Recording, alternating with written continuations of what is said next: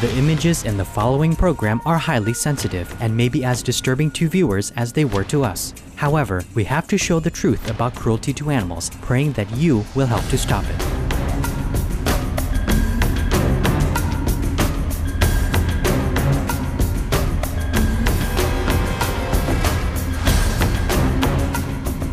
This is the Stop Animal Cruelty series on Supreme Master Television, where this week we examine the heartless and unconscionable practice of hunting wildlife.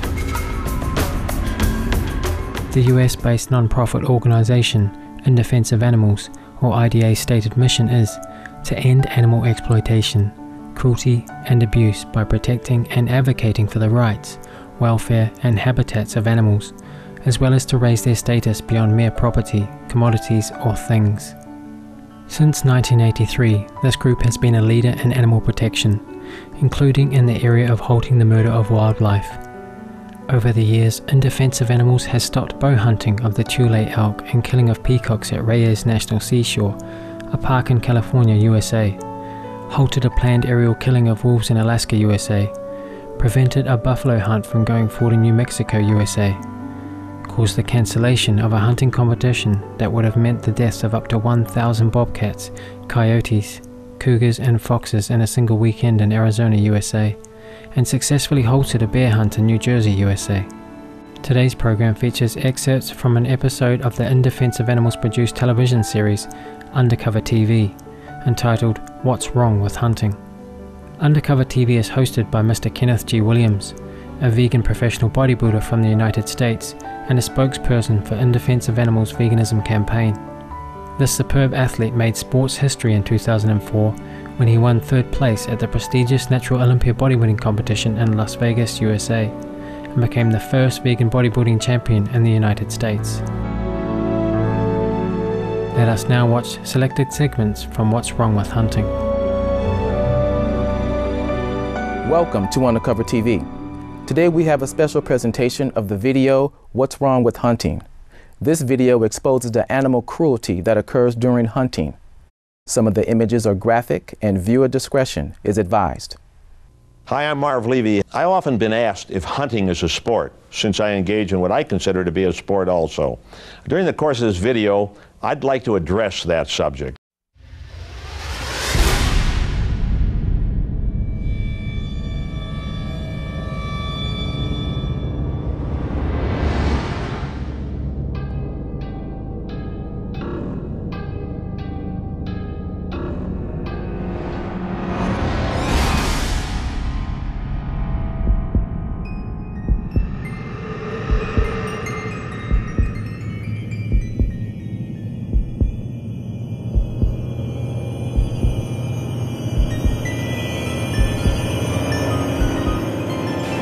Not right to go out and kill an animal purely for the sport.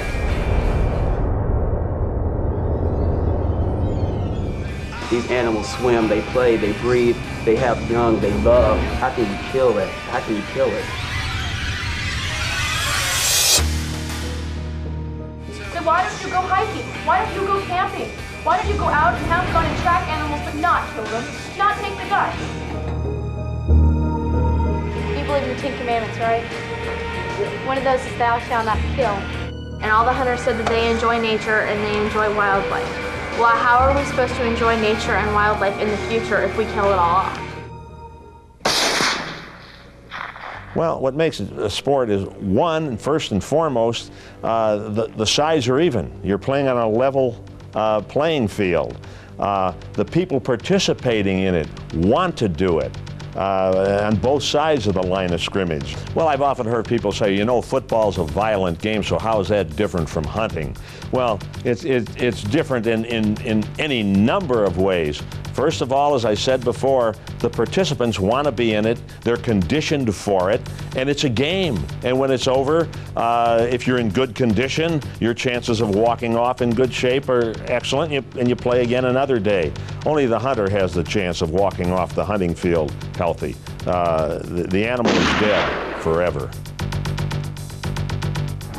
I think a sport is two teams competing for the same thing, to win and to be number one. And that's what everybody in professional sports is striving to be the best and to be number one. As far as hunting to killing an animal, how can you consider that being number one when you killed something? I don't consider hunting a sport. I consider it murder. I think people see change.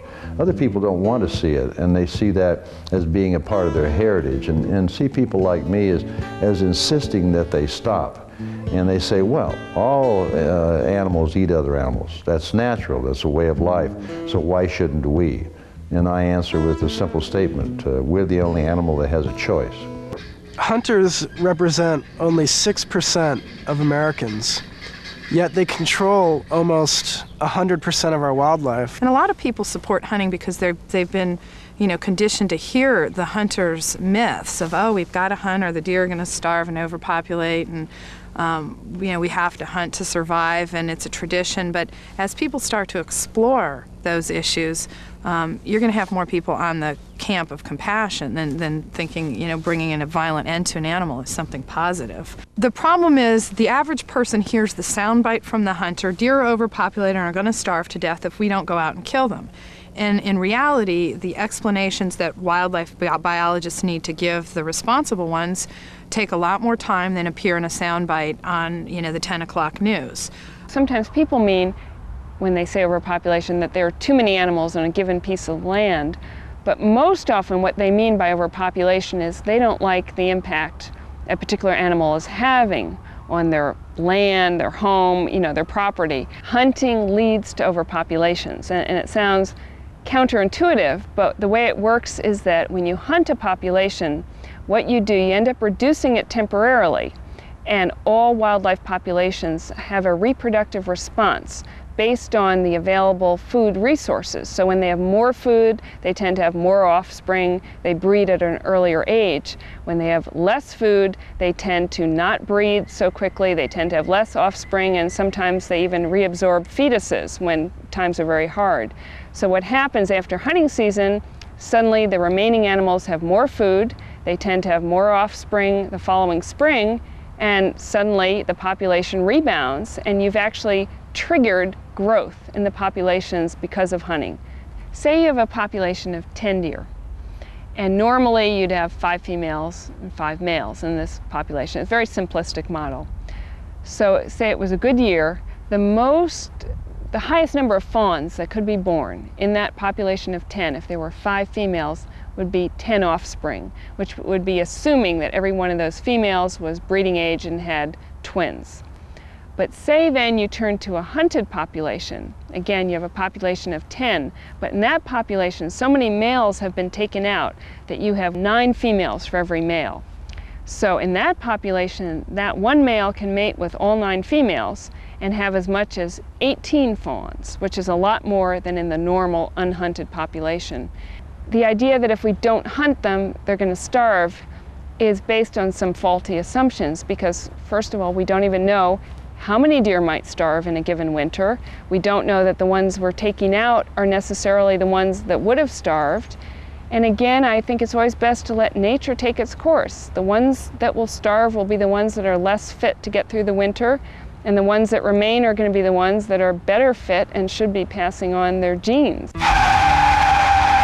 It's hypocritical for state wildlife agencies to use the deer vehicle collision argument to support hunting, because the agency, their entire goal is to literally grow more wildlife for hunters to shoot. And they use various techniques to do that. They'll manipulate the sex ratio of the species in question, in most cases white-tailed deer. They will modify the habitat to increase productivity in the deer population, so there are more deer out there and they're reproducing more and more each year, so there's more animals for the hunters to shoot. To do that on one hand, but then to come out and say, we need to shoot these deer because there are just too many that are hitting cars, or cars are hitting too many, is extremely hypocritical, because they're creating the situation. And the bison is a perfect example of a species that we nearly hunted to extinction. These animals were plentiful across North America until the U.S. government decided to have an all-out war against the bison. And they are very few in number today. Most of them who still survive are in Yellowstone National Park, where they are safe from hunting. But unfortunately, if they leave that park and walk into the state of Montana or Wyoming, they're gunned down. You know, it's just a perfect example of an animal that is killed for no other reason than a trophy. Someone wants to take home their head and hang it over the fireplace. These are mallard ducks, and there are some geese behind us as well. And these and many other types of waterfowl are hunted very frequently. There are about 6 million ducks that are killed every year in the US by hunters. We've got foxes here in this pen, and luckily for these foxes, they're safe here at the Fun for Animals Sanctuary. But in the wild, foxes are one of the few species that are both hunted and trapped. They're allowed to be killed both with guns or with steel jaw leg hold traps or snares or other types of traps. In some states, there are no bag limits and no season dates on foxes. They're allowed to kill them year-round with absolutely no regulations.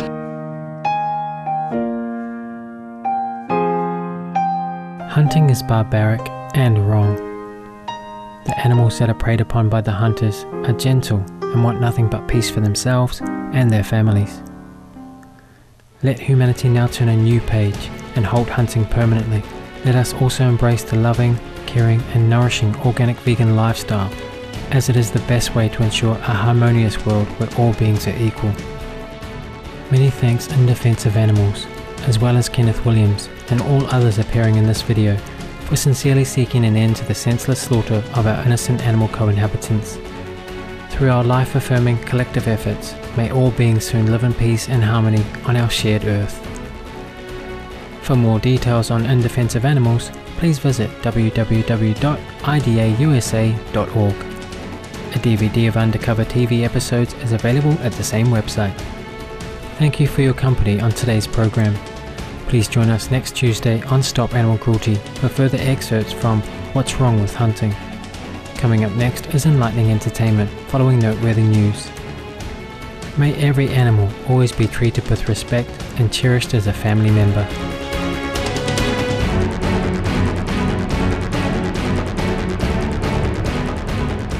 For more details, please visit www.suprememastertv.com/stop-animal-cruelty.